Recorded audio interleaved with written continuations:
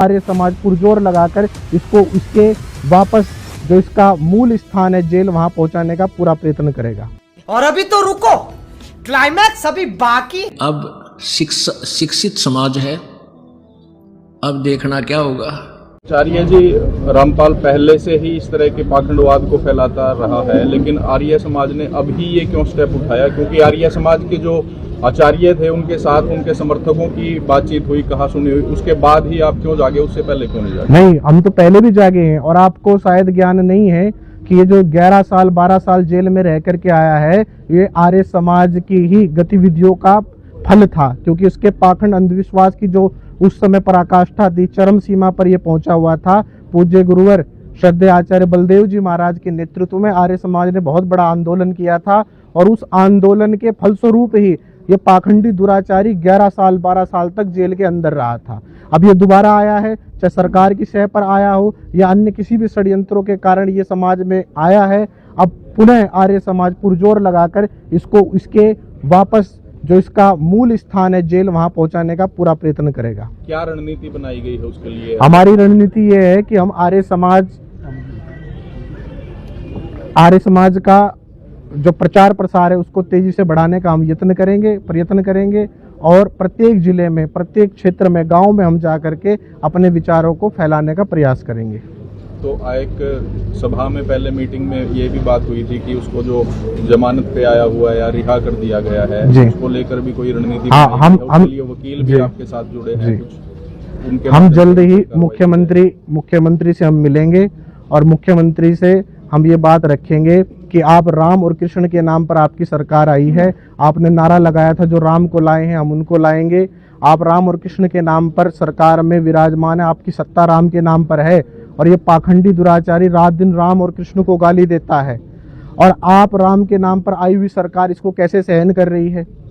तो हम उनसे ये प्रस्ताव रखेंगे कि जो हमारे महापुरुषों को रात दिन गाली दे रहा है, ऐसे दुराचारी को वापस जेल में डालने का कार्य सरकार करे। और यदि सरकार नहीं करती है तो आंदोलन के लिए तैयार, हम सब तैयार हैं, उसकी जिम्मेदार फिर आगे सरकार ही होगी। क्या आपको डाउट है जी कि सरकार इनके साथ है?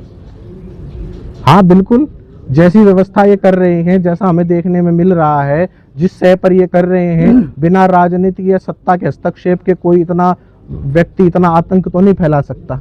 कहीं ना कहीं किसी न किसी रूप में राजनीतिक पार्टियों का हाथ इसके सर पर है। आचार्य जी, इनके जो आश्रम है वहाँ पर सोशल मीडिया मैनेजमेंट लेकर के सारी चीजें की पूरी ब्रिगेड बनाई हुई है, उस चीज से कैसे निपटेंगे आप? उस चीज से देखो, इसने ब्रिगेड बनाई थी, आप खुद विचार करना। कोई भी वीडियो ये डालते थे, इतना अभद्र शब्दों का प्रयोग करते थे, अश्लील शब्दों का प्रयोग करते थे। अगर कोई व्यक्ति इनके पाखंडी गुरु के विषय में बोल देता तो अगले दिन ही वीडियो आ जाती थी। एक आतंक फैलाया हुआ था, कोई व्यक्ति भी इसके खिलाफ नहीं बोल सकता था, बोलते ही तुरंत अगले दिन वीडियो, और उसके लोग उसके घर पर पहुंच जाते थे। ऐसी स्थिति बन गई थी, डर का माहौल बना रखा था पूरा। लेकिन जब से धर्मेंद्र हुड्डा ने यह हुंकार भरी है तो लोगों के अंदर आक्रोश जो था वो आक्रोश फूट पड़ा, और आप देखो इनकी आईटी सेल को पूरा हैक कर दिया गया है। ये जितने भी चैनल बना रहे थे, वीडियो बना रहे थे, उनसे कई अधिक मात्रा में जो जनता के लोग हैं, जो मूल समाज है, वो खड़ा होकर के इनके खिलाफ आवाज उठा रहा है, इनकी वीडियो का प्रत्युत्तर दे रहा है। तो इनकी जो पूरी टीम है वो इस समय खत्म होने की स्थिति में है। धर्मेंद्र हुड्डा विदेश में बैठ करके इस तरह की वीडियो जारी कर रहा है, साथ में अब एक गैंगस्टर का भी फोन बता रहे हैं, ऑडियो वायरल हो रही है। क्या कोई कानून का सहारा नहीं लिया जा रहा इस तरह की आरोप प्रत्यारोप करना है? इस तरह की खिंचा कांड में क्या ये सही तरीका है आपको? इस क्रोथा कांड का यही कारण था कि इस नकली महर्षि दयानंद की पोल खोल दी इस दास ने। समाचार पत्रों में उनके कति पोल खोल दी, उनके पास कोई विकल्प नहीं रहा आर्य समाज के आचार्यों के पास। तो उन्होंने अपने अनुयायियों को भ्रमित करना शुरू कर दिया कि रामपाल गंदा है, महर्षि जी की जो है ना मिथ्या आलोचना करता है, और फिर उस आश्रम में ऐसा होता है, ऐसा होता है, गंदे लोग रहते हैं वहाँ, ऐसी लड़कियां रखते हैं, फलान करते हैं। मतलब वो बकवाद गढ़ दी जो कि तो देखी जाना सुनी जा, ऐसी बकवाद समाचार पत्रों में भी छपवा दी दुष्ट आत्माओं ने। लेकिन साच को आंच नहीं होती। अब वो कोर्ट तक नहीं जा सके कि ज्ञान के ऊपर कोई उंगली उठा दे। अगर उनको गलत लगता था मैदान में आते न्यायालय में जाते, अगर उनको जरा सा भी कोई पॉइंट मिल जाता तो तुरंत जाते वो, लेकिन हवा दाल ना गली तो ऐसे बकवाद शुरू कर दी। ऐसे ही सभी संतों के बारे में दास ने 10 वर्ष से कंटिन्यूस करता आ रहा है कि तुम्हारा ज्ञान गलत है, तुम्हारी भक्ति साधना गलत है, तुम शास्त्र विरुद्ध साधना बता रहे हो। और इस परमेश्वर के सार संदेश में एक विशेष सब्जेक्ट, एक विशेष अध्याय बना रखा है जिसमें सबकी कति पृष्ठ वाइज लिख रखा है कि ऐसे ऐसे आपकी उस पुस्तक पे ऐसा लिखा है, उस पे ऐसा लिखा है, जो कति वेद विरुद्ध, संत मते के विरुद्ध है। कोई नहीं बोलता, ज्ञान पे नहीं बोलता, और बकवाद ये कितनी कर लो वो बात अलग है। तो क्रोथा कांड करवाने का उद्देश्य था कि रामपाल को जनता तो मरवा दे या स्वयं मार दे जाके, ताकि थारी पोल खुलनी ना खुल जाए। अरे दुष्टो, परमात्मा के बच्चों को तुम अंधा बनाकर रखना चाहते हो, उसी से दूर रखना चाहते हो। जालिम लोगों, तुम्हारा कहाँ ठिकाना होगा। लेकिन अब शिक्षित समाज है, अब देखना क्या होगा। अब वो समय आने वाला है, दुनिया थूक्या करेगी इन दुष्टों को। अरे निकम्मे, तुमने ऐसा जुल्म किया, हम 10 वर्ष पहले आ जाते शरण में, आज 10 वर्ष बाद आना पड़ा हमने तुम्हारे द्वारा की गई बकवादों को सच्चा मान के।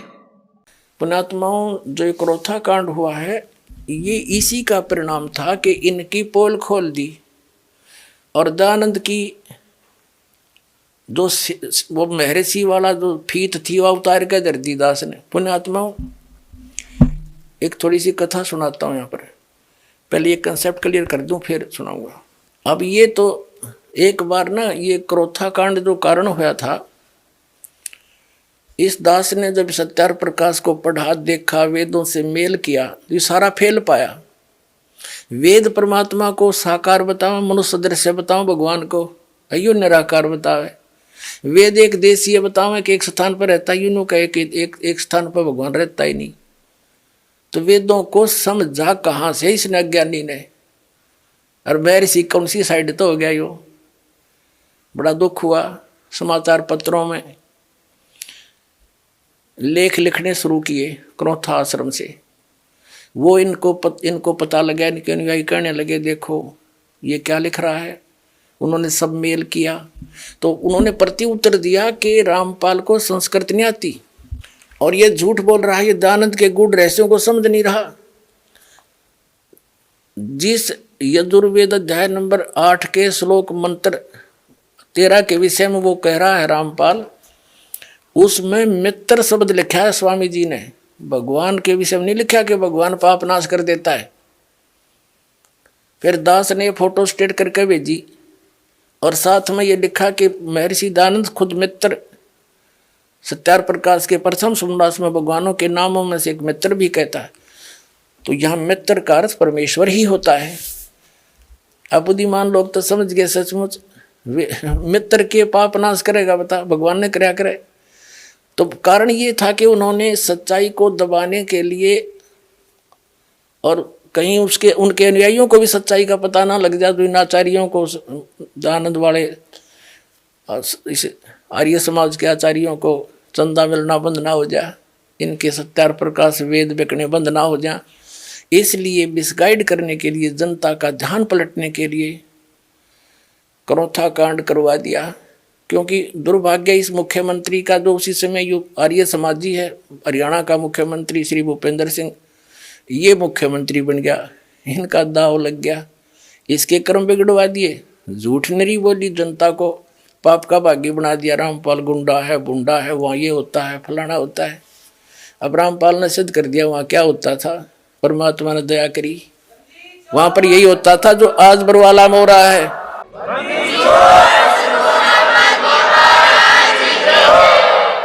तो पुण्यात्माओं, इन्होंने ऐसा जुल्म कर रखा है, ये हितैषी नहीं है किसी जनता के। हितैषी होते स्वीकार करते कि भाई सच्चे गलती हो रही है, और प्रमाण दिखा रहा हूं फिर भी ना मानने देते।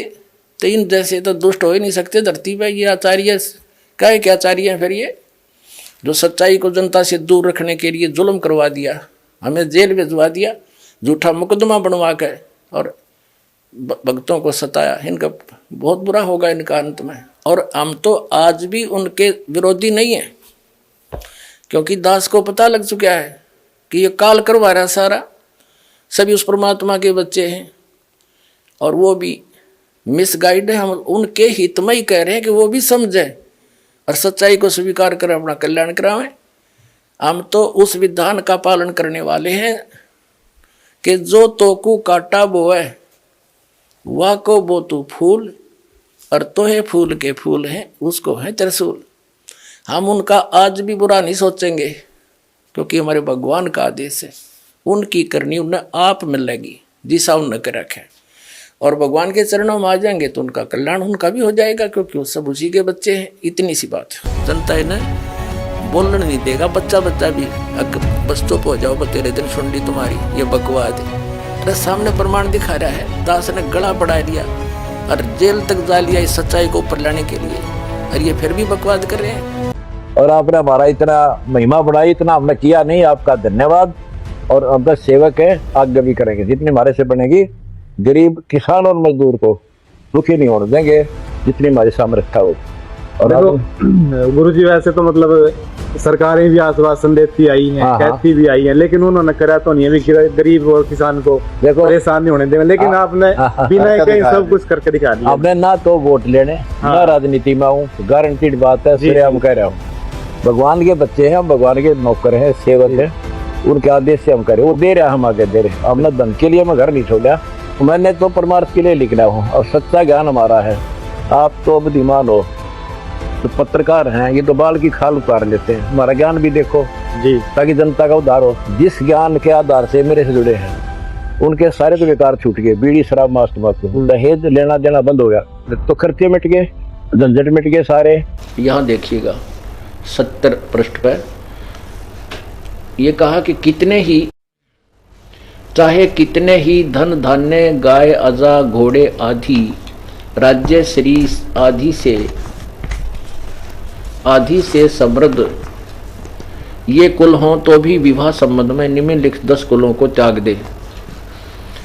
जो कुल सत्क्रिया से हीन, सत्पुरुषों से रहित, वेद ध्यान से विमुख यानी दूर, वेद ध्यान नहीं करता, अध्ययन, शरीर पर बड़े बड़े बाल, लोम अर्थात बवासीर, अक्षय यानी जिसका दिमाग, खांसी, आमाशय जिसका पेट खराब रहता हो, मिर्गी पड़ती हो, सफेद कुष्ठ हो, दलित कुष्ठ कुलों की कन्या व वर को, यानी किसी का खांसी, दमा, बवासीर हो तो उस पूरे कुल को, पूरे कुलों की कन्या व वर के साथ विवाह न होना चाहिए, क्योंकि वो दुर्गुण, सब दुर्गुण रोग विवाह करने वाले के कुल में प्रविष्ट हो जाए। ठीक है।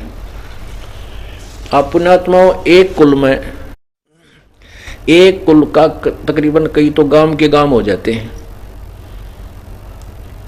और कम से कम सैकड़ों घर तो अवश्य एक कुल में होते हैं, और उनमें से किसी एक व्यक्ति का भी बवासीर हो या खांसी हो, दमा हो, मिर्गी पर्दी हो, तो पूरे के पूरे कुल की लड़के और लड़कियों को ब्याह से ब्याह ना करो। फिर ब्याह कित करके लाओगे वह बताओ? अफ्रीका में जाना पड़ेगा फिर लड़के ब्याह ने, और तरह गजब हुई। तो कहाँ से होगा? मतलब ये तो उनकी या सोच। आगे देखो, फिर कहते हैं कि ना तब न पीले वर्ण वाली, इन लड़कियों से शादी ब्याह नहीं करे, न पीले वर्ण वाली, न अधिक अंगी अर्थात पुरुष से लंबी चौड़ी यानी अच्छी तगड़ी बेटी हो तो उससे ब्याह नहीं करे, बलवाली या रोग युक्त जिसका बीमारी हो, न लोम रहित जिसका बाल ना हो, न जिसका बहुत लंबे बाल हो, बहुत लोम हो शरीर पर। यह कहता है न तो लोम रहित जिसका बाल ना हो, और फिर न बहुत बालों वाली। पता फिर के और बीच में क्या रह गया? ये देखो, न तो लोम रहित यानी बाल ना हो, और न बहुत लोम वाली उसका घने बाल भी ना हो, और न बकवाद करने वाली, और न बुरे नेत्र वाली। और तरह के बुरे नेत्र वाली लड़की से भी शादी नहीं करनी चाहिए, स्वामी जी बता रहे हैं।